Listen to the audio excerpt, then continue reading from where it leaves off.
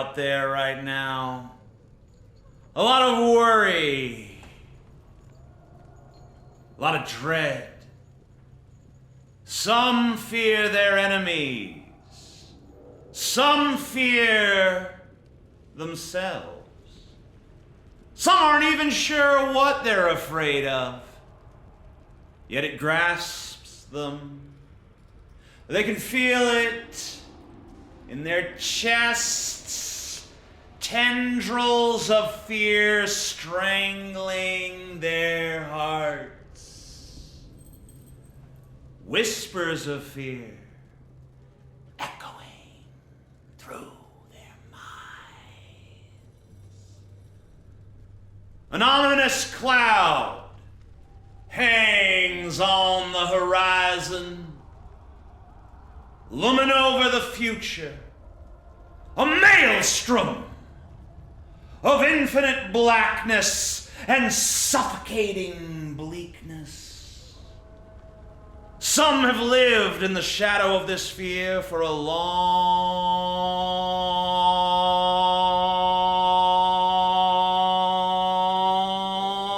time.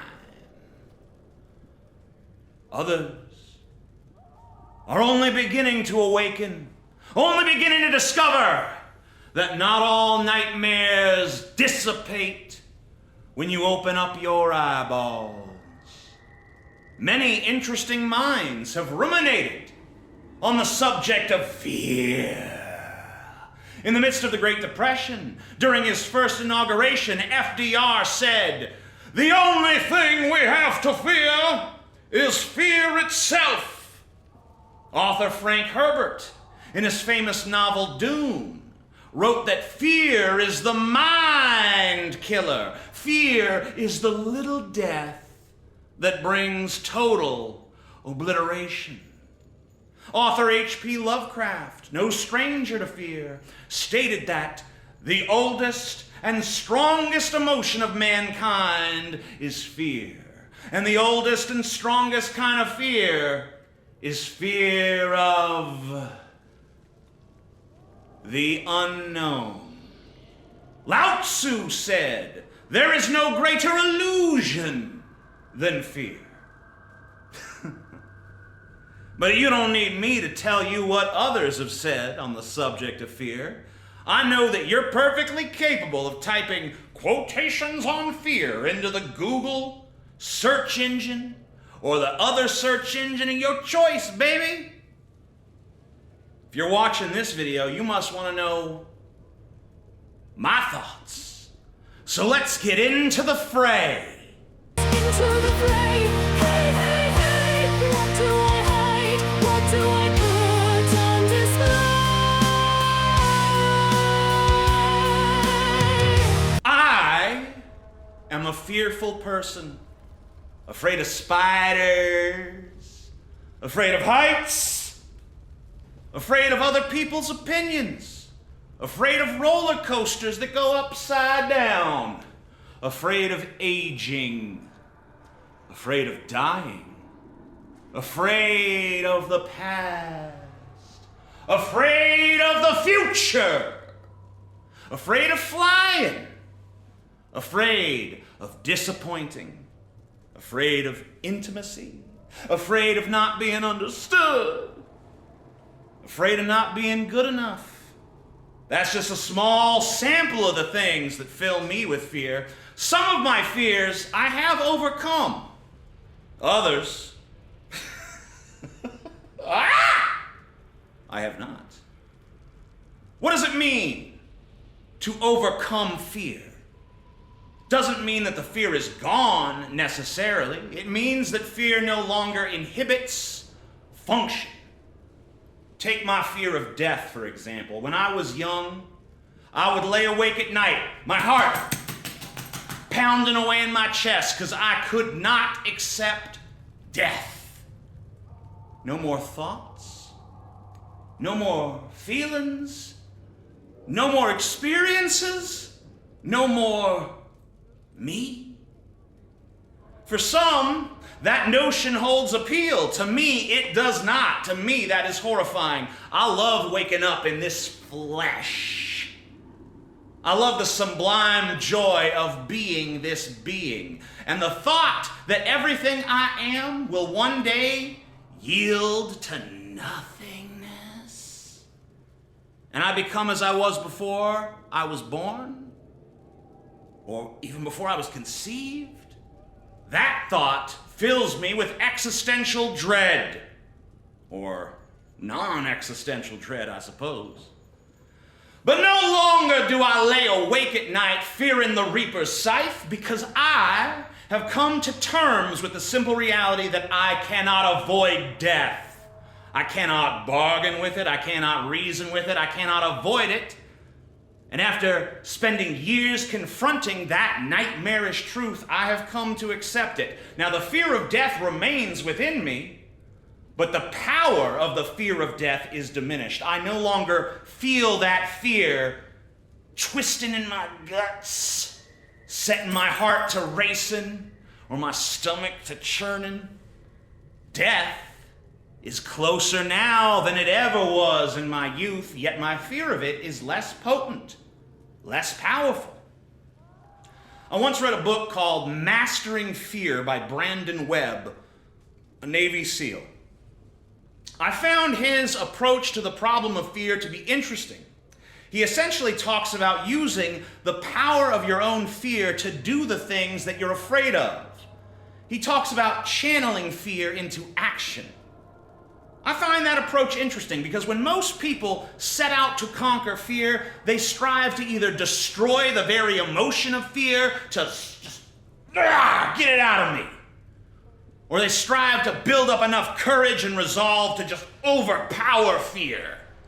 So it's very interesting to me, this notion that you don't need to destroy fear, you don't need to overpower fear to overcome it, but you can use fear. Fear can become a tool. Fear can become a fuel. I suppose that for a great many of us, that comes naturally. The adrenaline junkies of the world, those who are thrilled by danger, those who thumb their noses at death or dismemberment and feel like their life is affirmed in the process.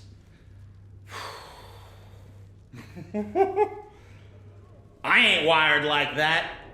You know what I mean? I'm not wired like that. But the thought that I can appropriate that mentality for myself to use strategically, that's kind of fascinating. Though, if I claimed that I've mastered that technique, I would be lying to you. Because fear is a strange substance of the human psyche, you know? All of our emotions contain a certain element of irrationality to them, but for me, fear is the most irrational emotion that I possess. I've had guns pulled on me a few times, and while the experience was unpleasant, and I certainly did experience some fear, I didn't find myself terrified to nearly the same extent that I would be if I was just standing next to like a 20th story window. Another irrationality. I'm more afraid of someone's feelings against me than someone's actions against me. My fear of someone who wants to punch me in the face is considerably less than my fear of someone who doesn't like my sunglasses. My fear of someone who wants to fight is considerably less than my fear of someone who wants to criticize. And in fact, if someone attacked me physically and emotionally at the same time, their harsh words would probably sting far longer than their violent actions. And I don't speak completely hypothetically on that point. Now, they say fear is often born of ignorance. And while I find that is true for many people, I don't find it true for myself. With all apologies to H.P. Lovecraft, it's not the unknown that I fear, but the known. It's not the fact that I don't understand or cannot comprehend that terrifies me. It's the thing I cannot stop thinking about and have examined and considered from every single conceivable angle. I didn't intend to speak so much about myself in this sermon, but it was necessary so you can all understand my relationship with fear, my struggles against it, my contemplations of it, my acceptance of its presence in my being, my recognition of its irrationalities and eccentricities. But this sermon is not about me. It's about you. It's about your fear. Now, maybe your fears are esoteric, or maybe they're pragmatic. Maybe they're immediate, vital, woven into the very fabric of your being. Or maybe they're distant, looming, vague, nebulous. What's gonna happen? Oh my God. And listen here, don't tell me you ain't got no fears. Because a person without fears is a person who values nothing in this world. And if that's you, what are you doing here? And by what are you doing here, I mean on this planet. I think that when it comes to your fears, you have to ask yourself some questions. You have to interrogate your fears. Look at every fear you have and ask, is this fear rational or is this fear irrational? How does this fear impact your life? What have you done to face this fear? Through this process, you will be able to determine the fears that are causing your problems and the fears that are maybe kind of benign. And then you have a choice to make. So let's say for the sake of illustration, you're afraid of the color blue.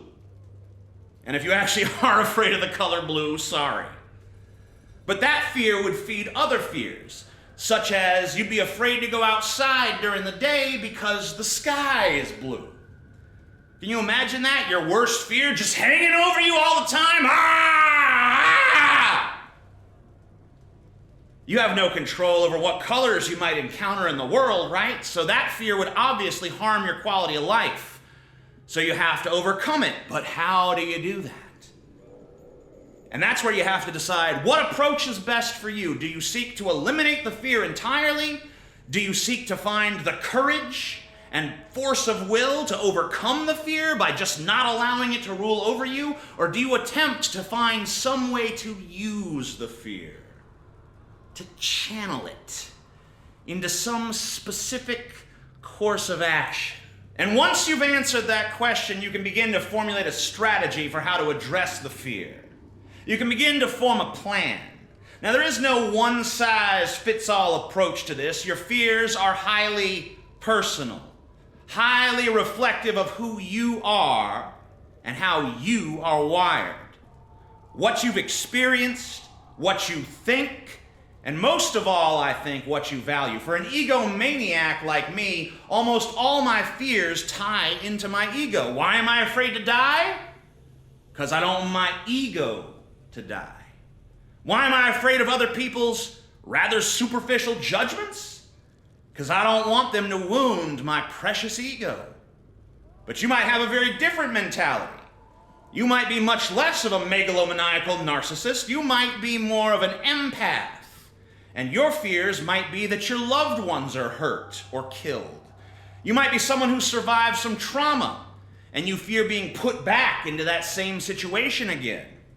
You might be a perfectionist, and then you're afraid of mediocrity. You might be an adventurer, afraid of boredom or stagnation. You might be an analytical person who's afraid of chaos and irrationality. If that's you, I don't know why the hell you're watching this channel. You might be a rebel who is afraid of being beaten into compliance and conformity. Our fears oftentimes reflect our values. We fear losing what we have, or never getting what we want, or discovering that our desires are as empty as an abandoned house, a place that not even ghosts deign to haunt. After all, for many of us, fear isn't just about loss, but about the existential question, what if the pursuit itself is futile? What if our dreams, once achieved, fail to fulfill us? What if we're insatiable? Or what if, in satisfaction, we become complacent? But let's not get too lost in abstraction here, because when we started speaking, we spoke of the dark cloud looming on the horizon. And that dark cloud is obviously one that looms tall due to recent political events in the United States of America. A great many people of conscience are scared of what the future holds, thanks to the election of Donald Genius Trump, which some are calling a landslide, but I don't really consider it a landslide, man. Reagan versus Mondale, that was a landslide. FDR versus Landon, that was a landslide. Nixon versus McGovern, that was a landslide. But whether you call it a landslide or not, Trump won decisively. And that's made a lot of people, even some of you non-Americans, scared for the future. They fear that freedom itself is imperiled. They fear that their lives and their safety are threatened. They fear that they live in a country of callous and demented morons, a country of self-serving bigots who have sold Lady Liberty's ass into slavery to satisfy the petty machinations of the minuscule and embarrassingly simplistic piles of rot that they call brains. Well, let me remind you of something, my siblings in chaos. Let's remember that fear is used to control us. We're all too eager to see it in our enemies and all too reluctant to see it in ourselves. So when the blubbering monosyllabic dunce king stands upon his pillar of shit and sputters out sentence fragments about immigrants, trans people, we all see that he is using fear to control his flock.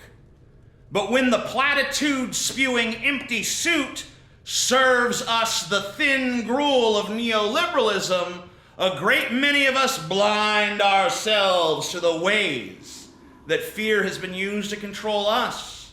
Because almost no ordinary citizen of this country, or any other for that matter, actually identifies with neoliberalism. They only vote for it because it's constantly pitted against fascism. Oh no. Now look, I'm not here to critique lesser of two evils voting for the 10 millionth time, all right? The point of this is that our fears, our insecurities, our anxieties can be used to control us. And it's not just in the realm of politics, okay? Other areas of life, fear is used to control us. Well, think about it. Advertising preys on our insecurities about our bodies, about our income, oh shit, I'm broke, about our status in the social hierarchy, and we're driven to buy products we don't need, seeking comfort in brands that promise to fill the voids that they helped create. Advertising tells us that with just the right look, the right car, the right lifestyle, we'll finally be good enough. Or hey, think about your job, right? Now maybe you're one of those lucky people that likes your work, but for many people, work is just a means to an end, a way to keep the bills paid, to hold on to that little semblance of stability. Yet fear keeps us locked in, convincing us that leaving would mean uncertainty, risk, ooh, failure, be afraid, be afraid. We tolerate toxic environments, unfulfilling tasks, stagnant wages, because fear, ooh, fear whispers, security, however thin, is better than the unknown, right? I mean, what are you gonna do? Starve? This isn't just about survival. It's about control. Fear convinces us to accept less than we deserve, to play it safe. Stay in line. It molds our lives around routines that don't fucking fulfill anybody. From the products we buy to the work we do, your fears, more than anything else, can be used to manipulate and control you. So be very careful about what you give the power to scare you. On one hand, I completely understand why so many of you fear Trump and his flock. But on the other hand, I think you're making a mistake giving them and their equally opportunistic political opponents that level of power over your life. When you look down on others who have made a rash decision based on fear, you need to realize there's really no big difference between you and them. They're ruled by fear, and so are you. Now, you can't reach into their hearts and minds and pull the fear out of them. You can talk to them. You can try to convince them. You can try to help them. But ultimately, only they can overcome their fears, and only you can overcome yours. And to the extent that the fears you feel now are practical, there are some very pragmatic things you can do to allay them. And you already know what those are. You've already given that a lot of thought. I know you have. But remember, the ultimate battle in this world is not us versus them. Ooh. No. It's the you that you want to be versus the you that holds you back. And fear is a major factor in both those battles. So this week's homework assignment is simple. I want you to write out a list of every single thing that you fear. The fears that overwhelm you, underline them. The fears that are irrational, put an asterisk next to them. The purpose of this exercise should be clear. So let's end the sermon today with a quotation from Billy Bob Thornton, whose introspective prowess on the subject impresses me. He said, "I don't have a fear of flying. I have a fear of crashing." Excellent point, Billy Bob. That quote is the third most impressive thing about you. The second is your performance in Sling Blade, excellent performance. And the first, by a considerable margin in my estimation, is plowing Angelina Jolie. But if you want a more serious quotation about fear, let's turn to the Bible. Let's turn to the Bible. But you know, since we don't have much use for the mono god around here, let's make a few little tweaks, okay?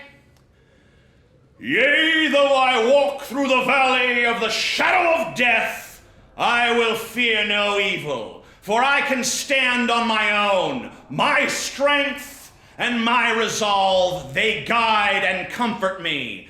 So stand tall, my siblings, in chaos.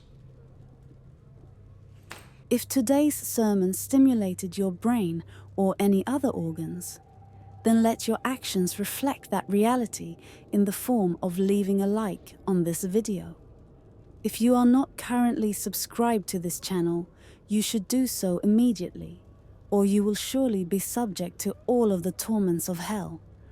Or, if you are a masochist, you shall surely be denied all of the delicious pleasures of hell. In the description of this video, you will find a great many links that may be of interest to you. Feel free to peruse them at your leisure.